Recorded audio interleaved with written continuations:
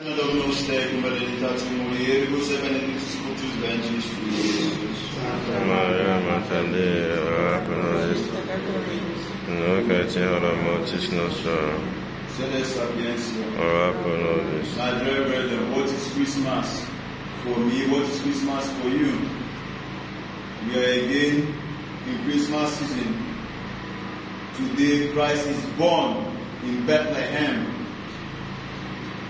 The mystery of the hypostatic union is communicated today. But the hypostatic union is the union of God and man. Jesus Christ made man. The second person of the Blessed Trinity taking the form of our flesh in order to save us. What is Christmas to you? Is it the enjoyment, the carnal enjoyment of the world? Or is it actually the salvation of your soul?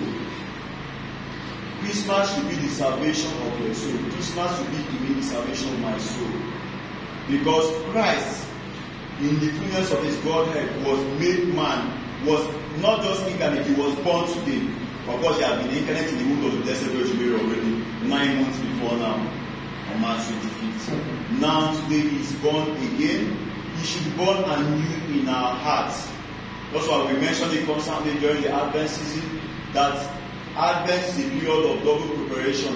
Preparation for coming of our Lord at Christmas, which we are celebrating today, and coming of our Lord at the end of the world. So if we are truly for Christ Jesus, we should prepare our minds and hearts properly this Christmas to save our souls. What of if this Christmas we are going to leave this world, we are going to die?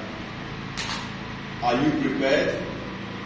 As our Lord Jesus Christ is born today, let us pray to God that he be born anew in our hearts through the intercession of Saint Joseph, the patron of the Holy Family, the head of the Holy Family, and our Blessed Mother Virgin Mary, who gave that virgin birth today. She gave us Christ to be born in our soul in order for us to be serious with our soul salvation. What does it profit us if we gain the whole world and we suffer the loss of our soul? After all the preaching, all the sermons, all the confessions, and all the holy communions, and you do not save your soul, it's terrible. Let us celebrate this Christmas, even as much as we celebrate this Christmas, to also be in the mood of penance and recollection, so that we don't end up eating too much or drinking too much or go to places that will lead us to sin, all in the name of Christmas. We need to be very careful and ask God for the grace. If we do not pray, how can we obtain the grace? So we will celebrate Christmas, we eat the chicken, but everything has to be done with moderation. Moderation. We have to be moderate and temperate in our meals. In the spirit of penance also, let us, even though we celebrate this Christmas, but we also should not be carried away. In a way, in the spirit of penance, we should also celebrate this Christmas. So let us bear in mind as we celebrate the issue of Christ's birth today, to straighten up our lives so that after living good lives on this earth, we united with our Lord Jesus Christ himself, in the incarnate God, with the Blessed Trinity, with our Blessed Mother Virgin Mary, with Saint Joseph and all the angels and saints in heaven, for all this we ask in Christ our Lord. Amen. O Mary, conceived without sin. Pray for us, our reconciliation. O Mary, conceived without sin. Pray for us, our reconciliation. O Mary, conceived without sin. Pray for us, our reconciliation.